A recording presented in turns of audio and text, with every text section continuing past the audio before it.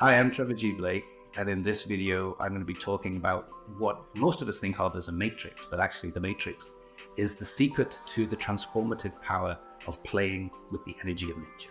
Everything in the universe is made of the same two categories of particle and force. They're called fermions and bosons. So a tree is made of exactly the same stuff as Trevor G. Blake, and I'm made of exactly the same stuff as a stone or a flower. And when we think about that in a kind of visual sense, I try to think of a visual. If we could take our thought process and our visual down into the microscopic world, you wouldn't be able to tell the difference between anything. The only thing that makes a difference is how they jiggle together, and how they move around, and how they configure. And then as conscious beings, we're able then to see a configuration of fermions and bosons, and we're able to say, that looks like a tree to me.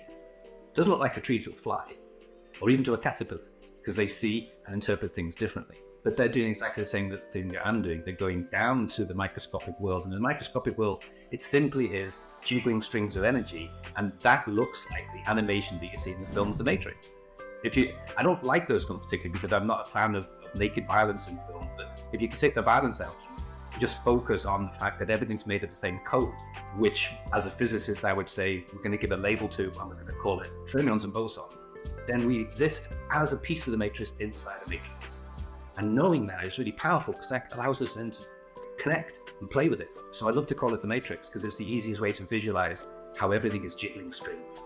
And so what we try to do is we try to take our understanding of energy, our understanding of how we're all made, and plug in to more of the same so that we build more power. So if I isolate myself and disconnect myself and say, okay, that's a tree, that's separate to me, I diminish my power.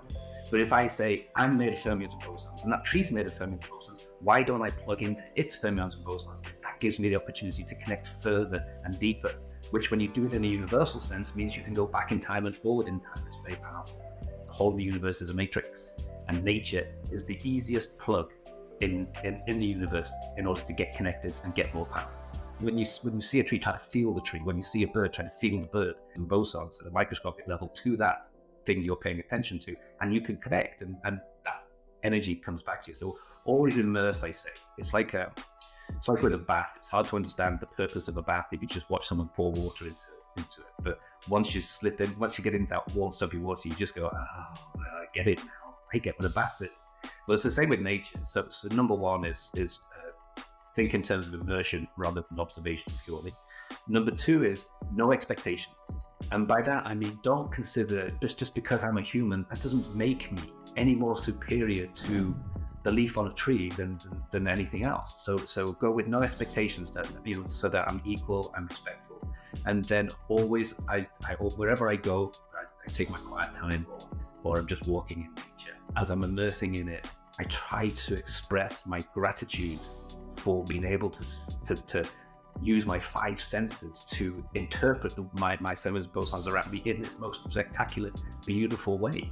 We're very blessed because I could be a caterpillar, right? And I would just know what it's like to sit on a leaf. I could be a fly, and it would just look like an X-ray. But here I am able to see this amazing beauty because I'm interpreting it that way. So I just feel grateful. And when you do that, you start to stop the disconnection between us and the sort of us and them. Between people and between animals and between stones, and this is what the first people Lakota talk about a lot, and they talk about their ability to be totally connected to everything around them, such that which they're connected to will give them information that helps them along their journey. So the same thing happens with us. If I do this, lo and behold, I have this amazing idea for a company. It just comes from nowhere. I had a transformation experience. I was in the woods, just paying respect to nature, not asking for anything. And then all of a sudden I had the blueprint for the transformation experience. So my first tip is immersion. Second tip, no expectations. And the third tip is gratitude, grace with nature. Because it's a type of energy, so everything's energy. And if I show, the more I show gratitude, it's like a gratitude journal, but if you show it in nature, the more gratitude you show, the more good stuff comes your way. So I'm doing it for purely selfish reasons. I want great ideas. I want to solve solutions. I want my next company, my next big idea. And I have two choices, a choice. I can sit at my computer and try to crack the code to come up with an idea, or I can simply walk in nature with gratitude, and nature will somehow allow me to connect to something that says, here, what about this idea?